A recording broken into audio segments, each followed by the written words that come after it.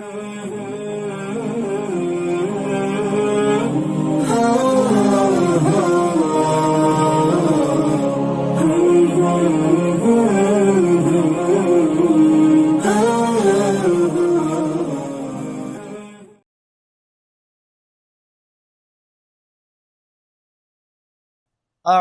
بالله السميع العليم من الشيطان الرجيم من همزه ونفخه ونفثه الله ولي الذين آمنوا يخرجهم من الظلمات إلى النور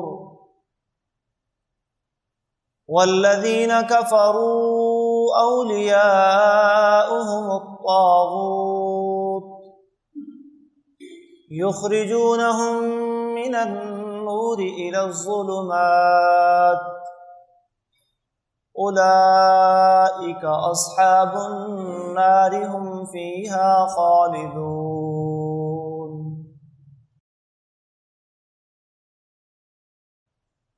قال النبي صلى الله عليه وآله وسلم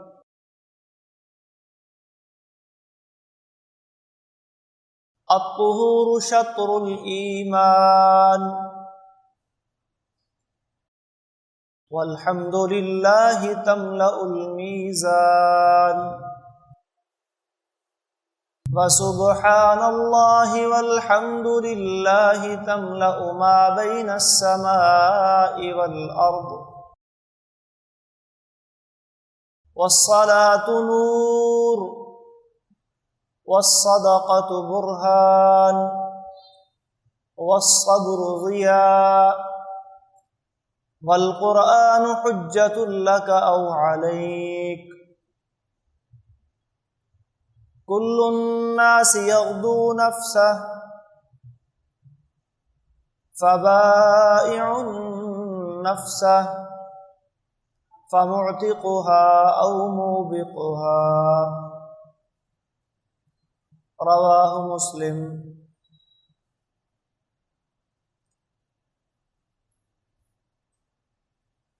اللہ تبارک و تعالی نے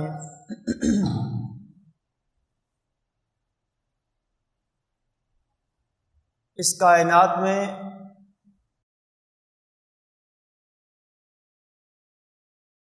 روشنی بھی پیدا فرمائی اور اندھیرے بھی.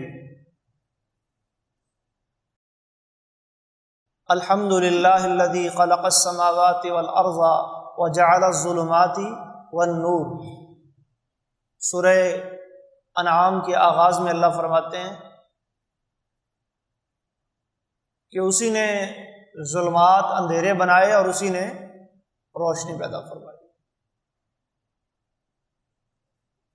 روشنی اور اندھیرا ایک تو حصی ہوتا ہے جو دکھائی دیتا ہے.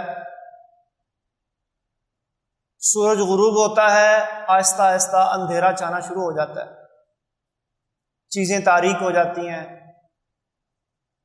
انسانوں کو دکھائی دینا بند ہو جاتا ہے یا کم پڑ جاتا ہے. چراغ یا آج کل کے دور میں لائٹیں وغیرہ بجلی وغیرہ جلانی پڑتی ہے پھر کچھ نظر آتا ہے.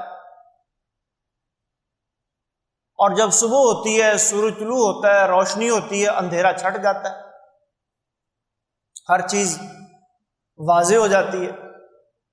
تو روشنی کا خالق بھی اللہ ہے اور اندھیروں کا خالق بھی اللہ ہے. دوسرے لفظوں میں ہم یہ کہہ سکتے ہیں کہ روشنی اور اندھیرے کو اگر خیر اور شر سے تعبیر کیا جائے تو خیر کا خالق بھی اللہ اور شر کا خالق بھی اللہ. یہ نہیں کہ خیر کا خالق کوئی اور ہے اور شر کا خالق کوئی اور ہے. مجوسیوں کے ہاں یہ عقیدہ پایا جاتا ہے, اس کو عقیدہ ثنویت کہتے ہیں. وہ کہتے ہیں خدا دو ہیں, ایک خدائے خیر ہے اس نے اچھی اچھی چیزیں پیدا کی وہ خیر کا خالق ہے, اور ایک خدائے شر ہے جس نے برائیاں اور بری چیزیں پیدا کی وہ خدائے شر ہے. جبکہ اللہ تعالیٰ فرماتے ہیں کہ نہیں، یہ عقیدہ غلط ہے۔ واللہ خلقکم وما تعملون، اللہ نے تمہیں بھی پیدا کیا، جو تم عمل کرتے ہو ان کا خالق بھی اللہ ہی ہے۔ انا کل شیء خلقناہ بقدر، ہم نے ہر چیز کو پیدا کیا ہے۔ البتہ یہ الگ بات ہے ولا یرضی لعبادہ الکفر، کہ اللہ کفر اور شر کو اپنے بندوں کے لیے پسند نہیں کرتا، پسند یہی کرتا ہے ان اللہ یرضی لکم ان تعبدوہ ولا تشرکوا بہ شیئا۔ صحیح مسلم کی حدیث ہے، نبی کریم صلی اللہ علیہ وسلم نے فرمایا اللہ تم سے اس بات پہ راضی ہوتے ہیں، خوش ہوتے ہیں کہ تم اس کی بندگی کرو اور اس کے ساتھ کسی کو شریک نہ بناؤ۔ وَأَن تَعْتَصِمُوا بِحَبْلِ اللَّهِ، اور اللہ کی رسی کو مضبوطی سے تھام لو۔ وَأَن تَنَاصَحُوا مَن وَاللَّهُ اللَّهُ أَمْرَكُمْ، اور تمہارے دنیاوی معاملات کا اللہ تبارک و تعالیٰ نے جس کو امیر بنایا ہے، نگران بنایا ہے، تم اس کی خیر خواہی کرو، اپنے امراء کی خیر خواہی کرو۔ یہ اللہ کے راضی ہونے والی باتیں، ان باتوں سے اللہ راضی ہوتے ہیں۔ وَيَسْخَطُ لَكُمْ، کچھ باتوں پہ اللہ ناراض بھی ہوتے ہیں۔ قیل وقال، فضول باتیں، لا یعنی باتیں، جن کا نہ دنیا میں کوئی فائدہ نہ آخرت میں کوئی فائدہ۔ اسلام کی تعلیم یہ ہے کہ ہم ہر وہ کام جو بے مقصد ہے، جو لغو ہے، جو فضول ہے، اسے چھوڑ دیں۔ من حسن اسلام المرء ترکہ ما لا یعنی، سنن ترمذی وغیرہ کی روایت ہے، فرمایا آدمی کے اسلام کی خوبی یہ ہے کہ لا یعنی چیزوں کو ترک کر دے، چھوڑ دے۔ تو یہ قیل و قال میں جو ہم الجھ جاتے ہیں، کہا گیا، اس نے کہا، فلاں نے کہا، سنا ہے، لوگ کہتے ہیں، تو ان چیزوں سے اجتناب کرنا چاہیے، اللہ ان سے ناراض ہوتے ہیں۔ وَكَثْرَةَ السُّؤَالِ، اسی طرح اللہ دوسری بات جس سے ناراض ہوتے ہیں، بہت زیادہ سوال کرنا۔ اس کے دو معنی اہل علم نے بیان کیے ہیں۔ ایک معنی تو یہ کہ اگر خدا نہ خواستہ آپ کے اوپر زندگی میں کوئی ایسا موقع آ ہی جائے کہ آپ کو کسی سے سوال کرنا پڑ جائے، تو کثرت سے اجتناب کریں، ضرورت کی حد تک سوال کر لیں، مانگ لیں کسی سے کوئی چیز، لیکن جب آپ کی ضرورت پوری ہو جائے تو بس اس پہ بس کریں، بہت زیادہ سوال نہ کریں لوگوں سے۔ دوسرا معنی یہ بیان کیا ہے کہ دین کے معاملات میں بعض لوگوں کی عادت ہوتی ہے کہ سوال بہت کرتے ہیں، بال کی کھال تک اتارنے کی کوشش کرتے ہیں، لیکن عمل نہیں کرتے۔ یہ ان کے سوال عمل کے لیے نہیں ہوتے، بلکہ اس کے کئی مقاصد ہوتے ہیں۔ ایک مقصد تو یہ ہوتا ہے کہ میں نے آج مولوی صاحب کو پھنسانا ہے، دیکھنا ہے ان کے پاس کتنا علم ہے۔ یا ایک مقصد یہ بھی ہوتا ہے کہ کسی نہ کسی طرح میرے بچنے کا راستہ نکل آئے، جی اگر ایسے ہو جائے تو پھر کیا ہوگا، ایسے ہو جائے تو پھر کیا ہوگا۔ تو اس طرح کے جو اغلوطات، سنن نبی داؤد میں ایک روایت آتی ہے، نہا عن الاغلوطات، یہ پہلی نوع سوال ہوتے ہیں نا جی، تو اس طرح کے سوالات کرنے سے نبی کریم صلی اللہ علیہ وسلم نے منع فرمایا، جن کا آپ کی عملی زندگی سے کوئی تعلق ہی نہیں ہے۔ اسی لیے آپ قرآن اور حدیث کا اسلوب دیکھیں، قرآن و حدیث کا مطالعہ کریں، تو اس میں آپ کو یہ لایانی اور فضول چیزیں اور اس طرح کے بے مقصد سوال نہیں آئیں گے، کوئی چیز نظر نہیں آئے گی اس طرح کی، اور ہم ان چیزوں کے پیچھے پڑ جاتے ہیں کہ جی وہ شخص جو حضرت سلیمان علیہ السلام کے پاس ملکہ سبا کا تخت لے کے آیا تھا، اس کا نام کیا تھا؟ ہم نے وہ ملکہ سبا کا بھی ایک نام گھڑ لیا، بلقیس اس کو کہتے ہیں، حالانکہ یہ نام کوئی قرآن و حدیث میں نہیں آیا۔ قرآن میں آیا وقالت امرأۃ العزیز، عزیز مصر کی بیوی، اب اس کا نام کیا تھا یہ نہ قرآن میں ہے نہ حدیث میں، ہم نے اس کا نام بنا لیا جو اس کا نام زلیخا تھا۔ تو اس طرح کی لایانی چیزیں دین میں یہ اللہ کو پسند نہیں ہے، اللہ پسند نہیں کرتے۔ کثرت سوال کا ایک معنی یہ بھی ہے کہ جو چیزیں آپ کے متعلقہ نہیں ہیں، جن سے آپ کی عملی زندگی کا، عقیدے کا، اخلاق کا، تربیت کا، ضابطہ حیات زندگی گزارنے کے معاملات کا کوئی واسطہ ہی نہیں ہے، کوئی تعلق ہی نہیں ہے، تو اس کو آپ نظر انداز کریں، اس کے پیچھے آپ نہ پڑیں۔ وَإِضَاعَةَ الْمَالِ، اور ایک اور چیز جسے اللہ ناپسند کرتے ہیں وہ ہے مال کا ضیاع۔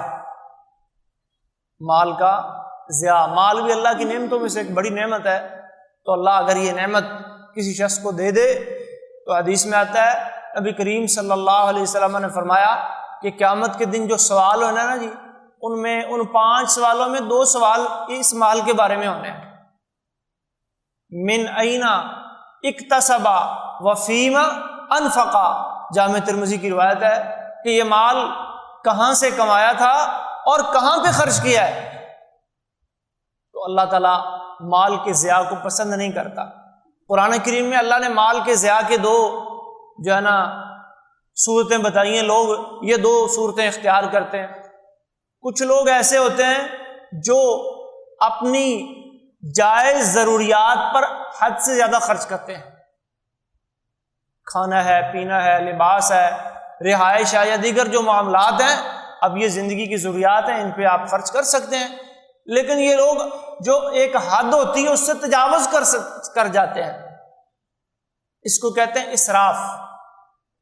تو اللہ فرماتے ہیں انہ لا یحب المسرفین، اللہ اسراف کرنے والوں کو پسند نہیں کرتے، چاہے یہ اسراف کھانے پینے میں ہو، کلو واشربو ولا تسرفو، کھاؤ پیو لیکن اسراف نہ کرو، ضرورت سے زیادہ نہ کھاؤ، ضائع مت کرو۔ کھانا آرڈر کر لیا، بہت زیادہ منگوا لیا یا بہت زیادہ پکا لیا، پھر کھایا نہیں گیا، اس کو اٹھا کے پھینک دیا، ضائع کر دیا۔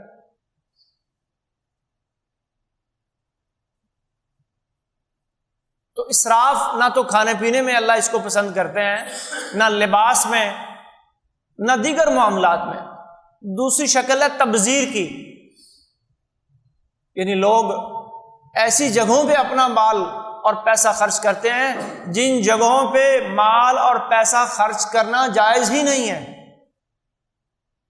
اس کو تبذیر کہا جاتا ہے۔ ولا تبذر تبذیرا، اللہ قرآن میں فرماتے ہیں یہ جو تبذیر والا معاملہ ہے نا، یہ تھوڑا سا بھی اے نبی آپ نہ کریں، اس سے بچیں۔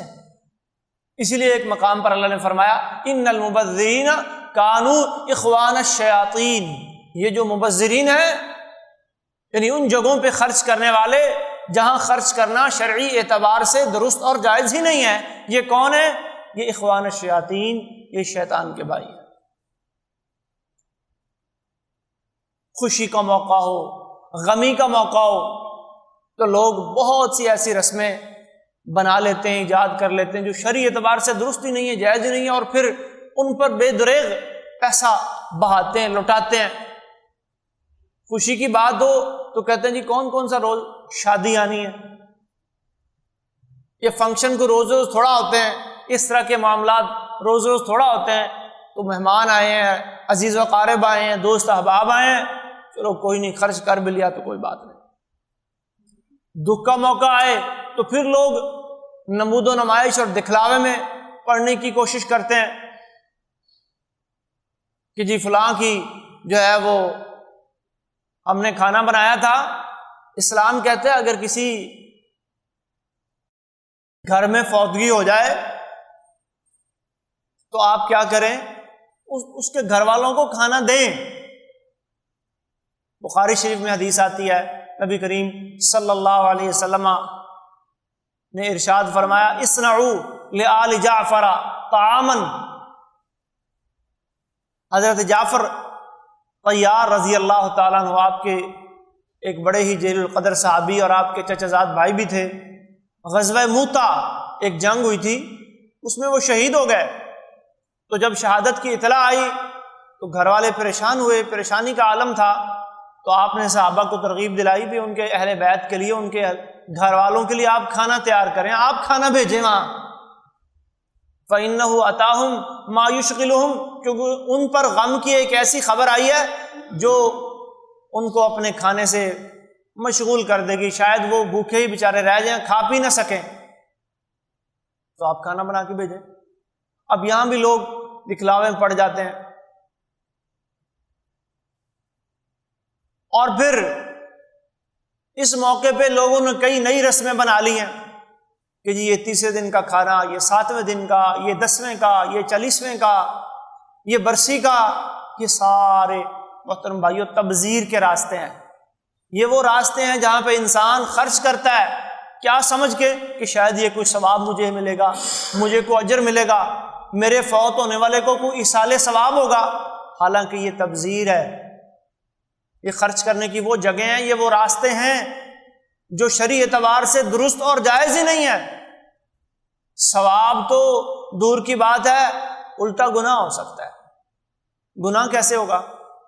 گناہ ایسے ہوگا کہ اگر وہ شخص، جیسا کہ نبی کریم صلی اللہ علیہ وسلم نے ارشاد فرمایا، ان المیت یعذب ببعض بکاء اہلہ علیہ، بخاری شریف کی حدیث ہے، ابن عمر رضی اللہ تعالیٰ عنہ اور حضرت عمر اس کے راوی ہیں، فرمایا کہ میت کو گھر والوں کے بعض رونے سے کیا ہوتا ہے؟ عذاب ہوتا ہے۔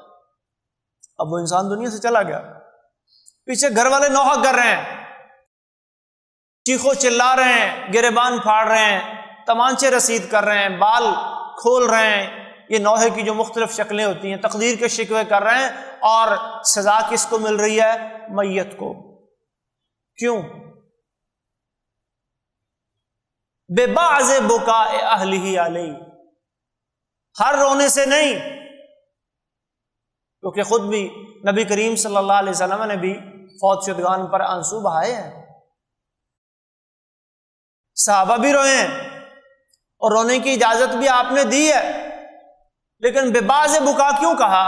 اس لیے کہ بکا کی وہ شکل جو نوحے سے ملتی ہے، اور جو دنیا سے وہ شخص گیا ہے وہ خود بھی نوحہ کرتا تھا، خود بھی ان کاموں میں ملوث تھا، خود بھی ان رسموں و رواجوں میں الجھا ہوا تھا، اب اس کے جانے کے بعد اس کی آل اولاد وہ بھی انہی رسم و رواجوں کے چکروں میں پڑی ہوئی ہے، تو یقیناً وہ بھی پھر اس جرم میں حصے دار ہے۔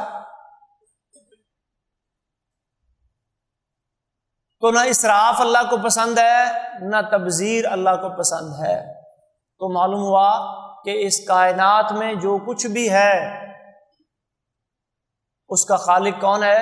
اللہ تعالیٰ۔ خلق السماوات والارض وجعل الظلمات والنور، ظلمتیں بھی اللہ نے بنائیں، اندھیرے بھی اللہ نے بنائے، اور روشنی بھی اللہ تعالیٰ نے بنائی۔ اللہ بذات خود بھی نور ہے، روشنی ہے، لیکن اللہ کا نور اور ہے، اور یہ کائنات میں جو نور ہے جو ہمیں دکھائی دیتا ہے، سورج کی روشنی، چاند کی روشنی، یہ بجلی کے بلبوں کی روشنی، ٹیوب لائٹس کی روشنی، یہ روشنی اور ہے۔ دنیا کی ان روشنیوں کا اللہ کے نور سے مقابلہ نہیں کیا جا سکتا۔ لیس کمثلہ شیء، اس جیسی کوئی چیز نہیں ہے۔ اللہ نور السماوات والارض، اللہ آسمان و زمین کا نور ہے، اور اللہ کے نور کا یہ عالم ہے کہ نبی کریم صلی اللہ علیہ وسلم جب معراج پر گئے، واپس آئے، تو ابو ذر غفاری رضی اللہ تعالیٰ عنہ کہتے ہیں کہ میں نے رسول اللہ صلی اللہ علیہ وسلم سے پوچھا کہ کیا حل رأیت ربک، کہ آپ نے اپنے رب کو دیکھا ہے؟ تو رسول اللہ صلی اللہ علیہ وسلم فرمانے لگے، نور انا اراہ، وہ تو نور ہے، وہ تو روشنی ہے، میں کیسے اللہ کو دیکھ سکتا ہوں؟ اللہ کی روشنی اور نور کو اس کائنات میں، اس دنیا میں دیکھنا ممکن نہیں ہے۔ صحیح مسلم میں ہی ایک اور حدیث ہے، نبی کریم صلی اللہ علیہ وسلم نے فرمایا، ان اللہ لا ینام ولا ينبغی لہ ان ینام، اللہ نہ تو سوتے ہیں، نہ سونا اللہ کی شان کے لائق ہے۔ سونا ایک کمزوری ہے، اور یہ کمزوری اللہ کو لاحق نہیں ہوتی۔ لا تأخذہ سنۃ ولا نوم، نہ اسے اونگ آتی ہے نہ نیند آتی ہے۔ بیدہ المیزان، اللہ کے ہاتھ میں میزان ہے۔ یخفض و یرفع، اللہ کبھی اسے جھکاتا ہے کبھی اٹھاتا ہے۔ یرفع الیہ عمل النہار قبل عمل اللیل وعمل اللیل قبل عمل النہار، بندوں کے جتنے بھی اعمال ہیں دن اور رات کے، یہ اللہ کے سامنے اٹھ کے جاتے ہیں، اللہ کے سامنے پیش ہوتے ہیں۔ دن کے عمل رات ہونے سے پہلے چلے جاتے ہیں اور رات کے عمل دن ہونے سے پہلے جا جاتے ہیں۔ اور آخر میں فرمایا کہ حجابہ النور، اللہ کا جو اللہ حجاب میں ہے، اللہ کا حجاب ہے ایک، اعمال، فرشتے، یہاں تک کہ جبریل بھی اللہ تبارک و تعالیٰ کو جبریل نے بھی نہیں دیکھا۔ اللہ نور کے پردوں میں ہے، خود بھی نور ہے اور نور کے پردوں میں بھی ہے۔ لو کشفہ، اللہ اگر اپنا یہ حجاب ہٹا دیں، یہ پردے جو نور کے روشنی کے اللہ نے جو اپنے سامنے حائل کیے ہوئے ہیں یہ ہٹا دیں، لأحرقت سبحات وجہہ منتہا الیہ بصرہ من خلقہ، تو کائنات کی ہر چیز اللہ کے نور کی تجلی سے جل کر راکھ ہو جائے۔ اتنی طاقت ہے اللہ کے نور میں۔ وہ موسیٰ علیہ السلام نے بھی مطالبہ کیا تھا، رب ارنی انظر الیک، قرآن کریم میں آتا ہے موسیٰ علیہ السلام نے کہا اللہ مجھے اپنا آپ دکھا، اللہ میں تجھے دیکھنا چاہتا ہوں۔ قال لن ترانی، فرمایا نہیں موسیٰ تو مجھے نہیں دیکھ سکے، لن ترا، ہرگز نہیں دیکھ سکے گا مجھے۔ ولکن انظر الی الجبل، لیکن یہ پہاڑ اس کو دیکھ ذرا، فلما تجلی ربہ للجبل جعلہ دکا، جب موسیٰ کے رب نے پہاڑ پر تھوڑی سی اپنے نور کی تجلی ڈالی، جعلہ دکا، تو اس نور کی تجلی نے پہاڑ کو ہی ریزہ ریزہ کر دیا۔ وخر موسیٰ صعقا، اور موسیٰ علیہ السلام بے ہوش ہو کے گر پڑے۔ فلما افاقا، جب ہوش آیا، قال انی تبت الیک، فرمایا اللہ میں رجوع کرتا ہوں، میں توبہ کرتا ہوں، سبحانک، تو پاک ہے، مجھے احساس ہو گیا ہے کہ یہ میں نے سوال جو تجھے دیکھنے کا کیا تھا یہ صحیح نہیں کیا تھا۔ تو اللہ رب العالمین نور ہے، اور اللہ نے فرشتوں کو بھی کس سے پیدا کیا جی؟ نور سے، روشنی سے۔ ایک نور اللہ کی ذات ہے، ایک نور اللہ کی مخلوق ہے۔ تو فرشتوں کو بھی اللہ نے نور سے پیدا کیا، انسانوں کو مٹی سے پیدا کیا، جنوں کو آگ سے پیدا کیا، اور پھر اللہ تبارک و تعالیٰ نے ایک نور ہدایت کے طور پر کائنات میں بھیجا۔ ہدایت کو بھی نور کہا جاتا ہے، اور گمراہی کو اندھیرا کہا جاتا ہے، اندھیرے کہا جاتا ہے۔ اللہ تعالیٰ قرآن میں فرماتے ہیں اللہ ولی الذین آمنوا، اللہ ایمان والوں کا دوست ہے، یخرجہم من الظلمات الی النور، اللہ اپنی دوستی کیسے نبھاتے ہیں ایمان والوں کے ساتھ کہ انہیں اندھیروں سے نکال کر الی النور کدھر لے کے آتے ہیں جی؟ روشنی کی طرف۔ دوستی کا تقاضا یہی ہے نا جی، ایک اچھے دوست کا کام یہی ہوتا ہے کہ جب وہ اپنے دوست کو کسی غلطی پہ، کسی برائی والے کام پر دیکھتا ہے تو پھر اس کو اس غلطی اور برائی سے دور رکھنے کی کوشش کرتا ہے۔ تو اللہ کی دوستی کن لوگوں سے ہے جی؟ ایمان والوں سے ہے۔ اور اللہ ایمان والوں کے ساتھ یہ تعلق کیسے نبھاتے ہیں؟ یخرجہم من الظلمات الی النور، انہیں اندھیروں سے نکال کر اور روشنی کی طرف لاتے ہیں۔ والذین کفروا اولیاءہم الطاغوت، اور جن لوگوں نے کفر کیا ان کے دوست کون ہیں؟ ان کے دوست طاغوت ہیں۔ طاغوت کیسے کہتے ہیں؟ فعلوت کے وزن پر تغاوت، تغا یطغا سے نکلا ہے، یہ اس کا معنی ہوتا ہے سرکشی کرنا۔ ہر وہ اس کی جو اس تعریف کی ہے اہل علم نے وہ یہی کیا کہ ہر وہ چیز کل ما یعبد من دون اللہ، اللہ کے علاوہ جس چیز کی بھی عبادت کی جائے وہ طاغوت کے حکم میں ہوتی ہے، خواہ وہ کوئی انسان ہو، وہ کوئی جن ہو، وہ کوئی فرشتہ ہو، وہ کوئی حجر ہو، وہ کوئی شجر ہو، جس کی اللہ کے سوا عبادت شروع ہو جائے وہ پھر طاغوت کا درجہ اختیار کر لیتی ہے چیز۔ تو کافروں کے دوست کون ہیں جی؟ طاغوت۔ یخرجونہم، وہ کیا کرتے ہیں؟ وہ اپنی دوستی کا اظہار کیسے کرتے ہیں؟ یخرجونہم من النور الی الظلمات، وہ لوگوں کو روشنی سے نکال کر کدھر لے جاتے ہیں؟ اندھیروں کی طرف لے جاتے ہیں۔ اولئک اصحاب النار، تو یہ جو اندھیروں کی طرف جانے والے ہیں یہ آگ والے ہیں، ہم فیہا خالدون، جس میں وہ ہمیشہ ہمیشہ رہیں گے۔ اب یہاں اللہ نے نور کس کو کہا اور اندھیرے کس کو کہا؟ ایمان کو، تقوی کو، اتباع سنت کو، اخلاص کو، ہدایت کو اللہ تبارک و تعالیٰ نے نور کہا ہے، اور اس کے بالمقابل کفر، شرک، معاصی، فسق و فجور، بدعات، ان تمام چیزوں کو اللہ تبارک و تعالیٰ نے کیا کہا ہے؟ ظلمات، اندھیرے۔ اور دوسری بات جو یہاں بڑی اہم اس آیت سے سمجھ میں آ رہی ہے کہ انسان کے ہدایت اور روشنی کی طرف آنے میں اس کی کمپنی، صحبت اور دوستوں کا بہت بڑا کردار ہوتا ہے۔ جیسی صحبت ہوگی، جیسی کمپنی ہوگی، جیسے اس کے تعلق والے ہوگے، ویسا ہی انسان ہوگا۔ رسول اللہ صلی اللہ علیہ وسلم اسی لیے صحابہ کرام کو نصیحت کیا کرتے تھے، لا تصاحب الا مؤمنا، کہ اپنی مصاحبت، اپنا تعلق، اپنی دوستی کسی مومن سے رکھو، مومن کے علاوہ کسی اور سے دوستی مت رکھو۔ وَلَا يَأْكُلْ طَعَامَكَ إِلَّا تَقِيٌّ، حتیٰ کہ کھانا بھی کھانے کے لیے بیٹھو نا تو کوشش کرو کہ متقی آدمی کو، پرہیزگار آدمی کو، حلال کمانے اور کھانے والا بندہ وہ آپ کے ساتھ بیٹھ کر کھانا کھائے۔ اکثر لوگ سوال کرتے ہیں جی فلاں کے ساتھ کھانا کیسا ہے، ہندوؤں کے ساتھ کھانا کیسا ہے، یہودیوں کے ساتھ کھانا کیسا ہے، اہل کتاب کے ساتھ کھانا کیسا ہے، روافض کے ساتھ کھانا کیسا ہے۔ جہاں تک جواز کی بات ہے تو محترم بھائیو، جائز تو یہی ہے کہ اگر کھانا حلال ہے، اگر کھانا ہماری شریعت میں حلال ہے تو وہ کسی کے ساتھ بھی بیٹھ کر، کسی کے ہاتھ میں بھی پکا ہوا کھایا جا سکتا ہے، جہاں تک مسئلے کا تعلق ہے، جہاں تک جواز کی بات ہے۔ لیکن اس جواز کو عادت اور روٹین نہیں بنانا چاہیے، کیونکہ اس کے پھر اثرات مرتب ہوتے ہیں۔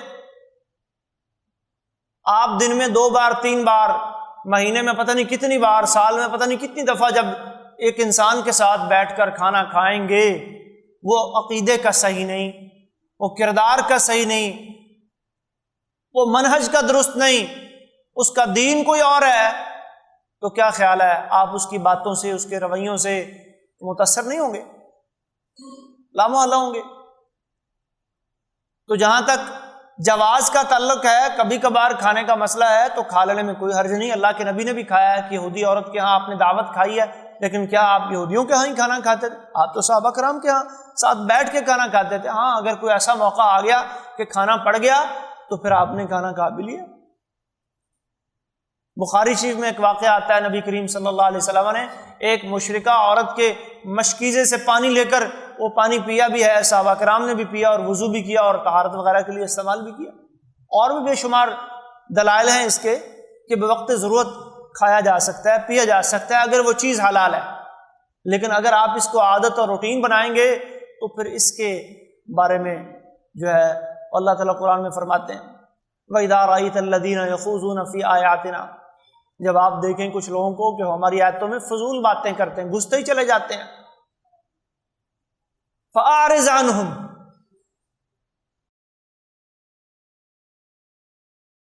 پھر ان سے اعراض کرنا ہے، پھر ان سے منہ پھیر لینا ہے۔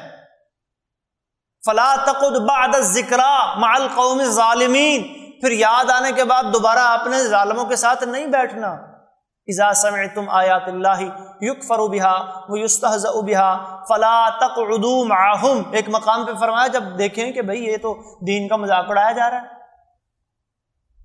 استہزاء اور تمسخر والا رویہ اللہ کے احکامات کا اڑایا جا رہا ہے، باتیں اس طرح کی ہو رہی ہیں، کام اس طرح کے ہو رہے ہیں، تو پھر ایسے لوگوں کی مجلس اور صحبت میں آپ نے نہیں بیٹھنا، پھر اجتناب کریں۔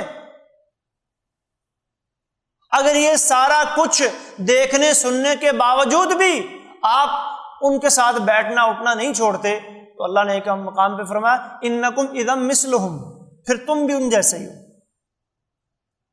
انکم اذا مثلہم۔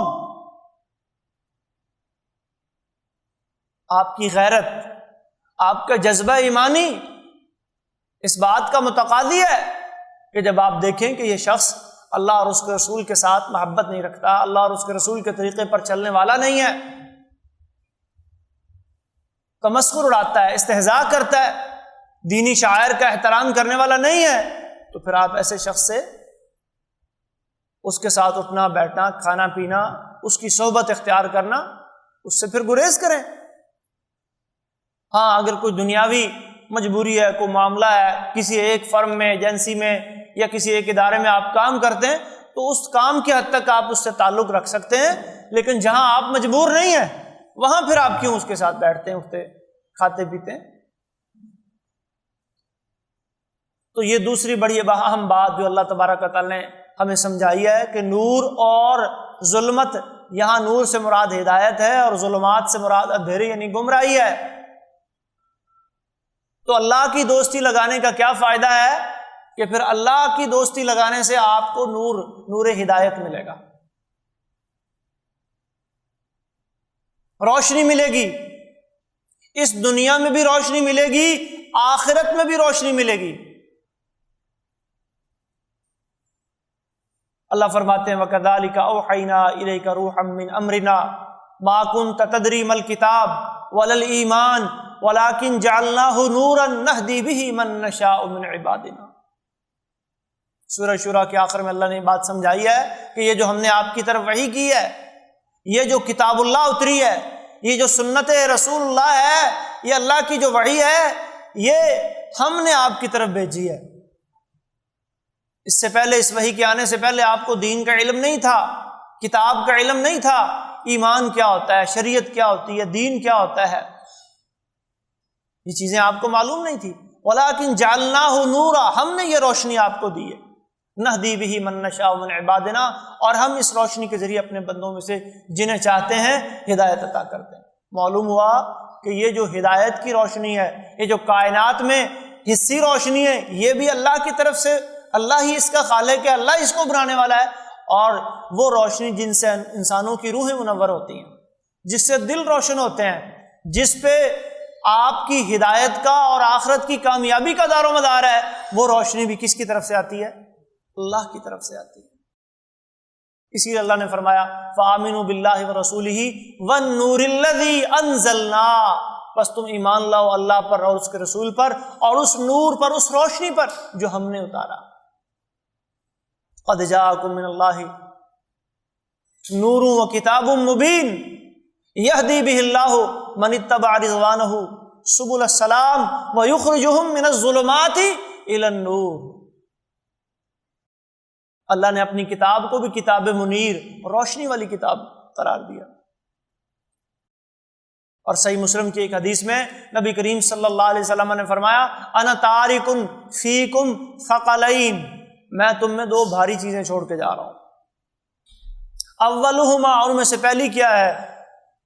کتاب اللہ، اللہ کی کتاب، فیہ الہدی والنور، اس کتاب میں کیا ہے؟ ہدایت بھی ہے، نور بھی ہے، روشنی بھی ہے۔ وَهُوَ حَبْلُ اللَّهِ الْمَتِينُ، اور یہی وہ اللہ کی مضبوط رسی ہے جس کا اللہ نے قرآن میں ذکر کیا وَاعْتَصِمُوا بِحَبْلِ اللَّهِ جَمِيعًا وَلَا تَفَرَّقُوا، یہ حبل اللہ ہے، مضبوط رسی، لا انفصام لها، جس نے اس کو پکڑ لیا اس کا پھر رابطہ اللہ سے ٹوٹے گا نہیں۔ وَمَن يَعْتَصِمْ بِاللَّهِ فَقَدْ هُدِيَ إِلَى صِرَاطٍ مُّسْتَقِيمٍ، اس کی ہدایت پکی ہے پھر جو قرآن کے منہج پہ آ گیا، قرآن کی روش اور طریقے پر آ گیا۔ مَنِ اتَّبَعَهُ كَانَ عَلَى الْهُدَى، جس نے قرآن کی پیروی کی وہ ہدایت پر ہے۔ وَمَن تَرَكَهُ كَانَ عَلَى الضَّلَالَةِ، جس نے قرآن کو چھوڑا وہ گمراہی پر ہے۔ فَخُذُوا بِهِ وَاسْتَمْسِكُوا، یہ قرآن کے بارے میں اللہ کے نبی ساری باتیں فرما رہے ہیں، اس کو پکڑ لو، مضبوطی سے تھام لو۔ وَثَانِيهِمَا عِطْرَتِي أَهْلُ بَيْتِي، صحیح مسلم کی اس حدیث میں آپ کے اہل بیت کا ذکر ہے، اور دوسری بھاری چیز جو چھوڑ کے جا رہا ہوں وہ میرے اہل بیت ہیں، میرے خاندان کے لوگ۔ اذکرکم اللہ فی اہل بیتی، میں تمہیں اللہ سے ڈرنے کی نصیحت کرتا ہوں میرے اہل بیت کے بارے میں، ان کا خیال رکھنا، ان کا ادب و احترام، ان سے محبت، ان سے عقیدت رکھنا۔ اور بعض احادیث میں سنت رسولی کے الفاظ بھی ہیں۔ تو اللہ تبارک و تعالیٰ نے یہ نور ہدایت یہ وحی کی شکل میں آسمانوں سے اتارا اور ہمیں اس بات کا مکلف بنایا کہ آپ نے اس نور کی اتباع کرنی ہے، اس روشنی کو آپ نے اختیار کرنا ہے۔ یہ روشنی ہمیں کیسے ملے گی؟ ایمان سے ملے گی، تقویٰ سے ملے گی، اتباع سنت سے ملے گی، اہل بیت کے ساتھ اپنے تعلق کو مضبوط کرنے سے ملے گی، گناہوں اور معصیتوں سے اپنے آپ کو بچانے سے ملے گی، اور اپنی نگاہوں میں شرم اور حیا پیدا کرنے سے ملے گی، نگاہوں کو پست کرنے اور جھکانے سے ملے گی۔ پھر اللہ تبارک و تعالی دل کے اندر ایک ایسا نور پیدا کر دیتا ہے، ایک ایسی روشنی پیدا کر دیتا ہے جس کا اثر پھر انسان کے ظاہری وجود پر بھی رونما ہوتا ہے۔ انسان کو نیکیاں اچھی لگنے لگتی ہیں، برائیوں سے نفرت ہو جاتی ہے۔ ثلاث من کن فیہ وجد بہن حلاوۃ الایمان، ایمان کی مٹھاس اور لذت محسوس ہونے لگ جاتی ہے۔ اللہ اور اس کے رسول کی محبت، ان یکون اللہ ورسولہ احب الیہ مما سواہما، اپنے دل میں بندہ سب سے زیادہ رکھے۔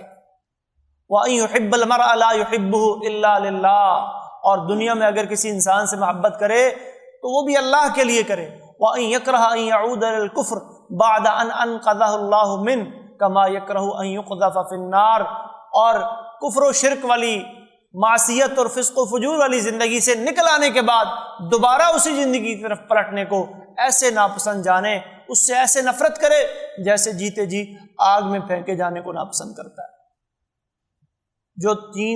جو شخص ان تین چیزوں کو اپنے اندر پیدا کر لے گا، یہ تین کمال، یہ اوصاف اپنے اندر بنا لے گا، وہ کیا کر لے گا جی؟ حلاوت الایمان، ایمان کی لذت اور چاشنی کو محسوس کر لے گا۔ اس کے لیے پھر نمازیں بھاری نہیں رہیں گی، اس کے لیے پھر اپنی خواہشات پہ قابو پانا مشکل نہیں رہے گا، اللہ اور اس کے رسول کے احکامات اس کے لیے کوئی گراں نہیں ہوں گے۔ ابھی رمضان گزرا، اللہ تبارک تعالیٰ نے ہمارے دلوں کو ایمان، تقوی، اخلاص کی روشنیوں سے منور کیا، روشن کیا۔ نیکی کے کام کیسے ہمارے لیے آسان ہوتے چلے گئے، نیکی کی طرف کیسے دل گامزن رہا، مساجد سے تعلق جڑا رہا، قرآن کی تلاوتیں ہوتی رہیں، سارے معاملات بڑی آسانی سے ہوتے رہے، کوئی مشکل نہیں تھی۔ تو اگر ہم اس تعلق کو سارے سال کے لیے اللہ سے مضبوط کر لیں، اللہ کی کتاب سے مضبوط کر لیں، سنت رسول اللہ صلی اللہ علیہ وسلم سے مضبوط کر لیں، تو یقین جانیے پھر وَإِنَّهَا لَكَبِيرَةٌ إِلَّا عَلَى الْخَاشِعِينَ، یہ نمازیں بھاری نہیں رہیں گی۔ وَجُعِلَتْ قُرَّةُ عَيْنِي فِي الصَّلَاةِ، یہ نماز بھاری ہونے کی بجائے ہماری آنکھوں کی ٹھنڈک بن جائے گی۔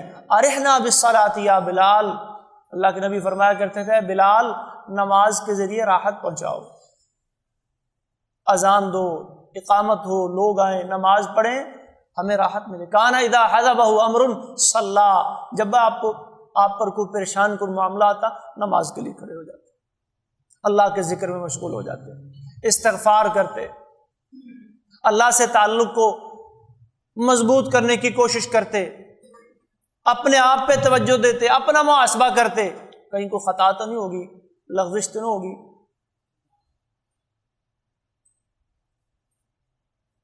ایک دفعہ جبریل علیہ الصلوۃ والسلام نے نبی کریم صلی اللہ علیہ وسلم سے وعدہ کیا کہ میں آؤں گا بھی، کل آؤں گا، لیکن وہ جس وقت پہ آنے کا وعدہ کیا تھا نہیں آئے۔ اللہ کے نبی پریشان کہ پتہ نہیں کیا ماجرا ہے، جبریل نے آنا تھا آئے نہیں۔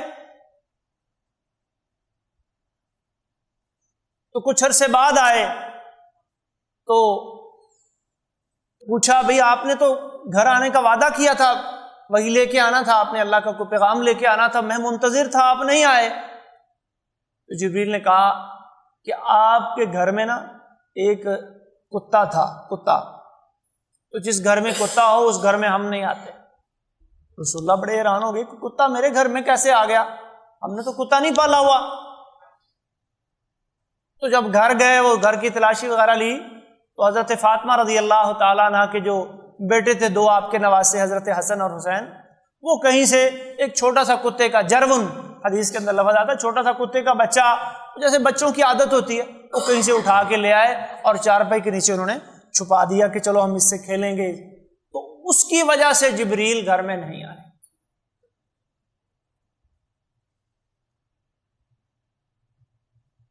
اللہ اکبر۔ محترم بھائیو، یہ نور، یہ روشنی دنیا میں بھی مومن کو حاصل ہوتی ہے اور قیامت کے روز بھی حاصل ہوگی۔ اور قیامت کے روز کیسے حاصل ہوگی؟ ایمان، تقوی، اتباع سنت کے ذریعے، نماز کے ذریعے۔ اور صحیح مسلم کی حدیث جو میں نے آپ کے سامنے شروع میں پڑھی تھی، اس میں اللہ تبارک و تعالیٰ نے، اللہ کے نبی صلی اللہ علیہ وسلم نے کیا فرمایا؟ الصلاۃ نور، پاکیزگی ایمان کا حصہ ہے۔ الحمدللہ کہنے سے میزان بھر جاتا ہے، سبحان اللہ اور الحمدللہ کہیں تو زمین و آسمان کے درمیان جو خلا ہے، جو فاصلہ ہے، یہ اجر و ثواب سے بھر جاتا ہے۔ الصلاۃ نور، نماز نور ہے، نماز روشنی ہے۔ اور جو بندہ ان نمازوں کی حفاظت کرے گا، من حافظ علیہا کانت لہ نجاتم و برہانم و نورا یوم القیامہ، یہ نمازیں اس شخص کے لیے کیا ہوں گی؟ نجات کا ذریعہ، اس کی کامیابی کی دلیل، اس کے لیے روشنی۔ کہاں پر؟ یوم القیامہ، قیامت کے دن۔ اور یہ آپ کا مساجد کی طرف چل کر آنا، یہ آپ کے لیے نور بن جائے گا قیامت کے اندھیروں میں۔ سنن ترمذی کی روایت ہے، رسول اللہ صلی اللہ علیہ وسلم نے فرمایا، بشر المشائین فی الظلم بالنور التام الی المساجد یوم القیامہ، جو لوگ راتوں کی تاریکیوں میں، اندھیروں میں مسجدوں کی طرف آتے ہیں، چل کے آتے ہیں، انہیں خوشخبری دے دو، قیامت کے روز انہیں نور تام، مکمل روشنی حاصل ہوگی۔ یہ وضو آپ کے لیے نور بن جائے گا، روشنی بن جائے گا۔ رسول اللہ صلی اللہ علیہ وسلم نے فرمایا، ان امتی یدعون یوم القیامہ غرم محجلین، میری امت کے افراد قیامت کے لوگ روز جب بلائے جائیں گے تو ان کے جو اعضائے وضو ہوں گے وہ روشنی سے چمک رہے ہوں گے، دمک رہے ہوں گے۔ فمن استطاع منکم ان یطیل غرتہ فلیفعل، تو وضو کو پورا پورا کریں اگر آپ اپنے اعضائے وضو کو روشن دیکھنا چاہتے ہیں۔ یہ جمعہ کے لیے آنا اور جمعہ کا اہتمام کرنا، غسل کرنا اور جمعہ کا ادب و احترام کرنا، اس کی عزت و توقیر کرنا، اس کو ضائع نہ کرنا، اس کا خیال رکھنا، یہ بھی قیامت کے روز، قیامت کے اندھیروں میں آپ کے لیے روشنی کا باعث بن جائے گا۔ رسول اللہ صلی اللہ علیہ وسلم نے ایک حدیث میں ارشاد فرمایا، قیامت کے لوگ اللہ دنوں کو بھی کھڑا کریں گے، دنوں کو بھی شکلیں عطا ہوں گی، اعمال کو بھی شکلیں ملیں گی، اعمال کا وزن بھی ہوگا تو دنوں کو بھی شکلیں ملیں گی۔ پتہ نہیں کیسی شکلیں ملیں دنوں کو، ہفتہ، اتوار، سوار، منگل، بدھ، جمعرات، جمعہ، یہ دنوں کو بھی اللہ اٹھائے گا، ان کا بھی باعث ہوگا، ان کو بھی۔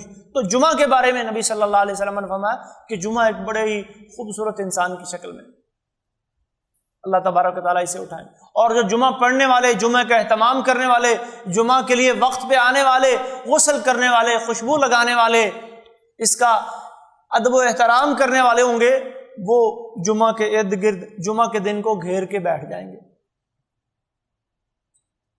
اور پھر جمعہ کا دن ان کو لے کے چلے گا، تضیء لہم، جہاں اندھیرا ہو جائے گا جمعہ کا دن ان کے لیے روشنی کرے گا، یہ ان کے لیے نور بن جائے گا۔ اللہ اکبر۔ یہ انسان جو اپنی زندگی اللہ کی اطاعت اور فرمانبرداری میں گزار دیتا ہے، بچپن بھی لگا دیا، جوانی بھی لگا دی، یہاں تک کہ بڑھاپا آ گیا، بڑھاپے کو بھی اللہ کی اطاعت میں لگا دیا اور اللہ کی فرمانبرداری اور اطاعت والی زندگی گزارتا گزارتا دنیا سے چلا گیا۔ رسول اللہ صلی اللہ علیہ وسلم نے فرمایا کہ یہ جو بال سفید ہونا شروع ہو جاتے ہیں نا، ہم تو پریشان ہو جاتے ہیں، لو جی بوڑھا ہو گیا، بال سفید آنے لگ گئے، بالوں میں چاندی نظر آنے لگ گئی، اس طرح کے محاورے لوگوں نے بنا رکھے ہیں، سفیدی نظر آنے لگ گئی۔ فرمایا من شاب شیبتن فی الاسلام، جو بندہ اسلام کے اندر، اللہ کی اطاعت کے اندر، رسول اللہ صلی اللہ علیہ وسلم کی فرمانبرداری کے اندر اس کا ایک بال بھی سفید ہو گیا، ایک بال بھی، رسول اللہ نے 4 انعام بیان فرمائے کہ ایک بال کے بدلے میں اللہ ایک نیکی، کتب اللہ لہ بہا حسنہ، ایک نیکی اللہ لکھتے ہیں۔ محا عنہ خطیہ، ایک بال کے بدلے میں ایک گناہ مٹتا ہے۔ ورفع لہ بہا درجہ، ایک بال کے بدلے میں ایک جنت کا درجہ اللہ تبارک و تعالی بلند فرماتے ہیں۔ کانت لہ نور یوم القیامہ، اور یہ ایک ایک بال قیامت کے روز انسان کے لیے کیا بنے گا؟ روشنی بنے گا، نور بنے گا۔ اور پیغام یہ دیا کہ اپنی ساری زندگی کو اللہ کی اطاعت اور فرما برداری میں گزارنے کا عہد کر لیں، عزم کر لیں، اور اس بات سے پریشان مت ہو کہ بس اب میرا وقت ختم ہو گیا ہے، میں دنیا سے جا رہا ہوں۔ مومن کے لیے یہ دنیا، مومن کیا بلکہ سب کے لیے دنیا عارضی ہے۔ مومن کے لیے اس اعتبار سے کہ نبی صلی اللہ علیہ وسلم نے فرمایا الدنیا سجن المومن، یہاں تو بہت سی پابندیاں ہیں، یہاں تو مومن مکلف کے روپ میں زندہ ہے، یہاں اسے بہت ساری عبادات، بہت سارے معاملات میں اللہ کے احکامات کے مطابق اسے چلنا ہوتا ہے۔ وہ شتر بے بہار نہیں ہے، وہ یہاں اپنی من مرضی نہیں کر سکتا۔ من مرضی وہ کہاں کرے گا؟ وَلَكُمْ فِيهَا مَا تَشْتَهِي أَنفُسُكُمْ وَلَكُمْ فِيهَا مَا تَدَّعُونَ۔ جب وہ جنت میں جائے گا نا، اللہ فرماتے ہیں جو چاہو کہ ملے گا، جو مانگو کہ ملے گا، وہاں پھر مرضی چلے گی۔ تو مومن کے لیے پھر اچھی زندگی کون سی، اچھی جگہ کون سی ہے؟ جو من مرضی کی ہے، اور من مرضی کی زندگی مومن کی دنیا کی نہیں ہے۔ مومن کی من مرضی کی زندگی آخرت کی ہے، جنت کی ہے۔ تو سفید بال دیکھ کر یا کمزوری دیکھ کر یا عمر کے کچھ سال گزار کر بعض بھائی، بعض ساتھی پریشان ہونے لگ جاتے ہیں کہ اوہو میں نے زندگی، ہاں پریشان بندہ تب ہو اگر زندگی اللہ کی اطاعت میں نہیں گزری، اللہ کی فرمانبرداری میں نہیں گزری، ایمان میں نہیں گزری، گناہوں اور معصیتوں میں گزر رہی ہے۔ پریشانی تو اس بات کی ہو کہ میرے گناہ بڑے ہیں، میری خطائیں بڑی ہیں، میری غلطیاں بڑی ہیں، آئندہ سے میں نے اللہ کی کوئی نافرمانی نہیں کرنی۔ پریشانی تو اس بات کی ہو۔ اس بات کی کیا پریشانی کہ میں جا رہا ہوں، یہ تو نظام کائنات ہے، کوئی نبی، کوئی ولی، کوئی شہید، کوئی چھوٹا، کوئی بڑا اس راستے سے بچ نہیں سکا، ہر شخص اسی راستے کا مسافر ہے، اور اس راستے سے گزریں گے تو پھر کیا ہوگا؟ یا ایتھا النفس المطمئنہ ارجعی الی ربک راضیۃ مرضیہ فادخلی فی عبادی وادخلی جنت۔ اس راستے سے گزرے بغیر جنت تو نہیں مل سکتی۔ جنت میں جانے کے لیے اس راستے سے گزرنا ہوگا۔ اس لیے اللہ تبارک و تعالیٰ نے قرآن میں جگہ جگہ مل حیات الدنیا الا متاع الغرور، مل حیات الدنیا الا لعب ولا، یہ تو کھیل تماشا، یہ تو دھوکے کا سامان ہے، کہیں اس کے دھوکے میں نہ آ جانا، کہیں اس کے فریب میں نہ آ جانا۔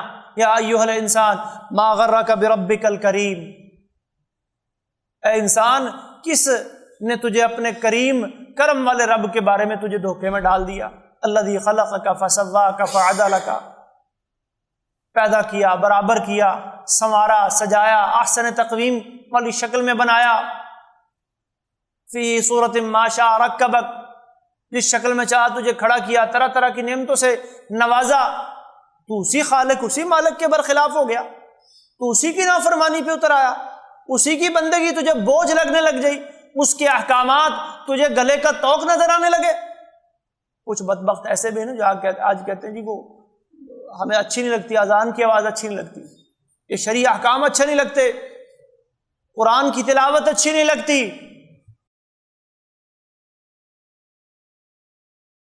تو اگر آپ چاہتے ہیں کہ دنیا میں بھی آپ کو نور ملے، روشنی ملے، اور قیامت کو بھی نور روشنی ملے، تو آئیے اللہ کے نبی کیا فرما رہے ہیں؟ اپنی ساری زندگی آخری سانس تک اللہ کی اطاعت اور اسلام پر گزارتے ہوئے گزارتے ہیں، اور دنیا کے تعلقات کی بنیاد اللہ کی محبت کو بنائیں۔ دنیا کے تعلقات کی بنیاد کس کو بنائیں؟ اللہ کی محبت کو بنائیں۔ المتحابون بجلالی، حدیث قدسی ہے، اللہ فرمائیں گے قیامت کے دن کہ میری وجہ سے ایک دوسرے سے محبت کرنے والے، المتحابون بجلالی علی منابر من نور، ان کو کتنی روشنی ملے گی، تھوڑی بہت نہیں، نور کے ممبروں پر بیٹھے ہوں گے، اور اتنے عظیم الشان وہ ممبر ہوں گے، یغبطہم النبیون والشہداء، کہ ان ممبروں پر انبیاء اور شہداء بھی رشک پڑیں گے۔ بھائی ماشاءاللہ بڑا انعام سے اکرام سے اللہ نے نوازا ہے، کیا خوب کامیاب انسان ہے۔ یہ انعام و اکرام کس وجہ سے ملا؟ کہ ان کے دنیاوی تعلقات کی بنیاد اللہ کی محبت، اللہ کے دین کو ترجیح دی انہوں نے، عدل و انصاف سے ساری زندگی کام لیا، کبھی انصاف کا دامن نہیں چھوڑا۔ ان المقسطین، انصاف کرنے والوں کے بارے میں بھی یہی حدیث آتی ہے، ان المقسطین علی منابر من نور عن یمین الرحمن، انصاف کرنے والے یہ بھی نور کے ممبروں پر ہوں گے، اور رحمان کی دائیں جانب، وکلتا یدیہ یمین، اللہ کے دونوں ہاتھ دائیں ہیں۔ ہمارے ہاں تو دائیں اور بایاں ہوتا ہے نا جی، دایاں تھوڑا طاقتور ہوتا ہے، بایاں کمزور ہوتا ہے۔ دائیں سے ہم لکھ سکتے ہیں، بائیں سے مطلب جن کو بائیں سے لکھنے کی عادت نہیں ہے وہ بائیں سے نہیں لکھ سکتے۔ تو دائیں بائیں کے تصور میں کوئی بندہ یہ نہ سوچ لے کہ اللہ کے ہاں بھی ایسا ہوگا کہ دایاں ذرا مضبوط ہوگا اور بایاں ذرا کمزور ہوگا۔ فرمایا نہیں، کلتا یدیہ یمین، اللہ کی طاقتیں دونوں ہاتھوں میں ایک جیسی ہیں، دونوں ہاتھ اس کے دائیں ہی ہیں۔ یہ کون لوگ ہوں گے جو دائیں جانب روشنی کے ممبروں پر ہوں گے؟ المقسطین، انصاف کرنے والے، الذین یقسطون فی اہلیہم، جو انصاف اپنے گھر والوں کے بھی بارے میں بھی کرتے ہیں، اپنے خادماؤں کے بارے میں، نوکروں کے بارے میں، ماتحت افراد کے بارے میں، وما ولو، جس چیز کا بھی انہیں امیر بنایا گیا، جس چیز کی نگرانی بھی انہیں سونپی گئی، انہوں نے عدل سے، انصاف سے کام لیا۔ اور اس کے برعکس کیا ہے محترم بھائیوں؟ ظلمتیں، اندھیرے۔ جو لوگ ایمان سے، تقوی سے، سنت سے، اخلاص سے، ارکان اسلام سے، ان عبادات سے دور ہوں گے، ان کو دنیا میں بھی ان کے دل تاریک ہوں گے، ان کے سینوں میں گھٹن ہوگی، اضطراب اور بے چینی ہوگی، وہ سکون کی تلاش میں مارے مارے پھریں گے۔ اور قیامت کے روز بھی یوم تبیض وجوہ وتسود وجوہ، اللہ فرماتے ہیں اس دن کچھ چہرے سفید ہو رہے ہوں گے اور کچھ چہرے سیاہ ہو رہے ہوں گے۔ اما الذین ابیضت وجوہہم ففی رحمت اللہ، جو سفید چہرے یہ اللہ کی رحمت میں ہوں گے۔ واما الذین اسودت وجوہہم اکفرتم بعد ایمانکم، یہ کن کے چہرے سیاہ ہوں گے؟ جنہوں نے ایمان کے بعد کفر کیا، جاننے سمجھنے بوجھنے کے باوجود اللہ کی بغاوت اور نافرمانی کی۔ پتہ چل گیا یہ ایمان ہے، یہ تقوی ہے، یہ ہدایت ہے، یہ شریعت ہے، یہ اللہ اور اس کے رسول کا حکم ہے، سارا پتہ ہے، لیکن پھر بھی نافرمانی ہو رہی ہے۔ اکفرتم بعد ایمانکم، جانتے بوجھتے ہوئے تم نے انکار کیا۔ فذوقوا العذاب بما کنتم تکفرون، وجوہ یومئذ علیہا غبرا ترہقہا قطرا، ان چہروں پر اس روز غبار ہوگا، سیاہی چھائی ہوگی۔ اولئک ھم الکفرۃ الفجرہ، یہ کن کے چہرے ہوں گے؟ بڑے بڑے کافروں اور بڑے بڑے فاجروں کے چہرے۔ یعرف المجرمون بسیماہم، ایسے مجرم اپنے چہروں سے، اپنی علامتوں سے پہچانے جائیں گے۔ فیومئذ لا یسأل عن ذنبہ انس ولا جان، فرشتوں کو پوچھنے کی ضرورت نہیں پڑے گی کہ بھئی اس نے کدھر جانا ہے، وہ چہرے کے آثار سے ہی پتہ چل جائے گا یہ کون ہے۔ نحشر المجرمین یومئذ زرقا، نیلے پڑ رہے ہوں گے۔ والذین کسبوا السیئات وجزاء سیئۃ بمثلھا ترہقہم ذلہ، ان کے چہروں پر ذلت چھائی ہوئی ہوگی۔ ما لہم من اللہ من عاصم، انہیں اللہ سے بچانے والا کوئی نہیں ہوگا۔ تو ان ظلمتوں سے اپنے آپ کو دنیا میں بھی بچائیں اور آخرت سے بھی بچنے کی کوشش کریں۔ ان اندھیروں سے اگر آپ بچنا چاہتے ہیں تو سب سے بڑا ظلم شرک کا ظلم، اس سے اپنے آپ کو بچائیں۔ اللہ کی نافرمانیوں والا ظلم جو انسان اپنے اوپر کرتا ہے، اس سے اپنے آپ کو بچائیں، اور اللہ کی مخلوق میں سے جو دیگر افراد ہیں ان پر ظلم کرنے سے اپنے آپ کو بچائیں، کیونکہ اللہ کے نبی نے یہ بھی فرمایا الظلم ظلمات یوم القیامہ، ایک ظلم کرو گے قیامت کے دن یہ کئی اندھیرے بن کر آپ کے سامنے آئیں گے۔ اللہ تبارک و تعالی ہمیں اس دنیا میں بھی ایمان، تقوی اور سنت کی روشنی اور نور عطا فرمائے، اور قیامت کے روز بھی جب قبر کی تاریکیاں ہوں گی، حشر کی تاریکیاں ہوں گی، پل صراط پر سے جب ہم گزر رہے ہوں گے وہاں تاریکیاں ہوں گی، اللہ ہمارے اعمال کو ہمارے لیے روشنی کا ذریعہ بنا دے، ہماری قبروں کو منور کر دے۔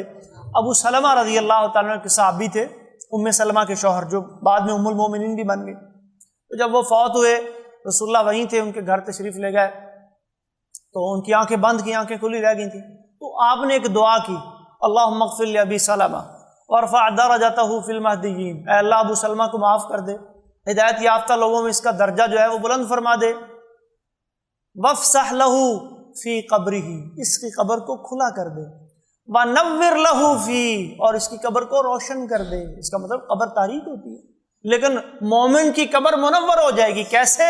ایمان اور اعمال صالح کی۔ وَاغْفِرْ لَنَا وَلَهُ یا رب العالمین، اور آخر میں فرمایا اللہ ہمیں بھی بخش دے اور اس کو بھی بخش دے۔ اللہ تبارک و تعالی ہمیں قرآن و سنت کے مطابق مسنون زندگی گزارنے کی توفیق عطا فرمائے۔ وآخر دعوانا ان الحمد للہ رب العالمین، اقول قولی ھذا استغفر اللہ لی ولکم ولسائر المؤمنین واستغفروہ انہ هو الغفور الرحیم۔